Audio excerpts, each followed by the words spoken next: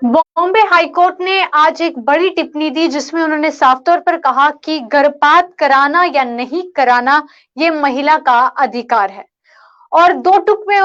High court ने ये बात कही और क्यों कही आपको बता दूं कि एक याचिका दायर की जाती है जिसमें महिला बताई जाती है कि 32 वीक्स की प्रेग्नेंट वो महिला थी, पर कुछ मेडिकल में कुछ इस तरह की इश्यूज आए जिसके बाद वो ये एबॉर्शन कराना चाहती थी और जिसके बाद उसने ये याचिका जो है बॉम्बे हाईकोर्ट में दायर की थी। और उसमें साफ तौर पर टिप्पणी करते हुए हाईकोर्ट ने साफ तौर पर कहा कि महिला ने अपने घर में पल रहे भ्रूण में कुछ मेडिकल दिक्कतों का पता चलने के बाद ये फैसला लिया कि वो गर्भपात की मंजूरी देने के लिए हाईकोर्ट में याचिका जो है वो दायर करती हैं। और महिला के गर्भधारण को लेकर जो है बॉम्बे हाईकोर्ट ने जो है एक बेहद ही अहम टिप्पणी की और टिप्पणी में साफ तौर पर कहा कि गर्भ व्यवस्था को जारी रखना यानी कि प्रेगनेंसी को कंटिन्यू रखना या नहीं रखना ये अधिकार सिर्फ महिला का है, इसके बीच कोई भी ये फैसला नहीं ले सकता। हालांकि इससे पहले भी इस तरह का एक केस देखा गया था जिसमें तमाम मेडिकल लोगों की बात करें तो उन्होंने इस चीज का ऐतराज जताया था, पर वहां पर भी कोर्ट की तरफ से ये साफ तौर पर कहा गया था ये अधिकार सिर्फ एक महिला का है, क्या वो प्रेगनेंसी कंटिन्यू रखना चाहती है या नहीं। हालांकि इस केस में बात करें तो महिला को कुछ मेडिकल इश्यूज जो है वो साफ तौर पर सामने आए प्रेगनेंसी को लेकर और जिसमें ये दावा किया जा रहा था कि अगर बच्चा पैदा होगा तो वो मेंटली या फिजिकली जो है उसमें कुछ इश्यूज आ सकते हैं और इस वजह से महिला चाहती थी इस बच्चे का एबॉर्शन, जिसके बाद ये याचिका जो है बॉम्बे हाईकोर्ट में दायर की जाती है। हालांकि उसमें डॉक्टर्स की टीम को भी गठित किया जाता है और उसमें साफ तौर पर अगर बात करें तो जज ने साफ तौर पर कहा कि ये निर्णय लेना सिर्फ महिला का फैसला है।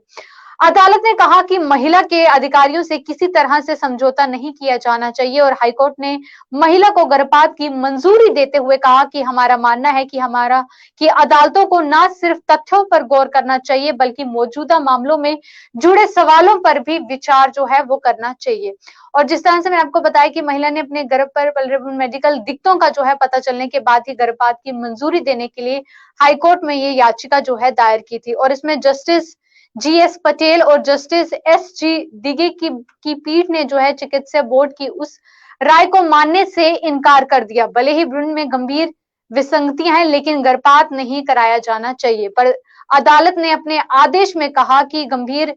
विसंगतियां होने के मद्देनजर गर्भधारण की अवधि मान्य नहीं रखती और याचिकाकर्ता ने सोच समझकर फैसला किया है और ये आसान फैसला नहीं है और लेकिन ये फैसला केवल याचिकाकर्ता का है और अपने गर्भ में पल रहे भ्रूण को लेकर कोई भी फैसला करने का अधिकार केवल महिला का है और ये चिकित्सा बोर्ड का अधिकार नहीं है। यानी कि जो बोर्ड भी है उसका भी ये अधिकार नहीं है, ये फैसला लेना सिर्फ महिला का ही अधिकार है। हालांकि उसमें यह भी साफ तौर पर मेंशन लिया गया कि अगर महिला ने इस तरह का डिसीजन लिया है तो वो उसके लिए भी आसान नहीं है, उसने भी कुछ सोच समझ के ये फैसला लिया है। तो इसमें बोर्ड जो बिठाया गया है, जजेस की बात करें आगे तो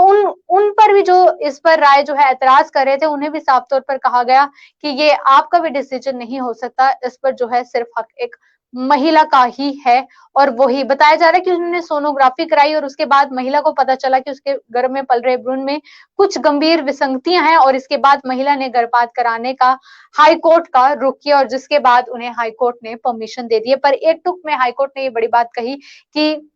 प्रेगनेंसी को कंटिन्यू रखना ये सिर्फ महिला का अधिकार है और जिस तरह कि उन्हें कुछ इसमें प्रेगनेंसी में कुछ मेडिकल इश्यूज से और जिस वजह से इस महिला ने ये डिसीजन लिया, पर उससे पहले उसे हाई कोर्ट के दरवाजे ठकठकाने पड़े जहां पर ये याचिका दायर की गई और जिसके बाद फाइनली जो डिसीजन आया वो महिला के हक में ही आया गया। तो ये एक बात थी जो सब तक पहुंचाना भी बहुत ज्यादा जरूरी थी कि प्रेगनेंसी को कंटिन्यू रखना या नहीं रखना ये सिर्फ एक महिला का ही अधिकार है। फिलहाल के लिए इस अपडेट में बस इतना ही, दीजिए इजाजत, नमस्कार।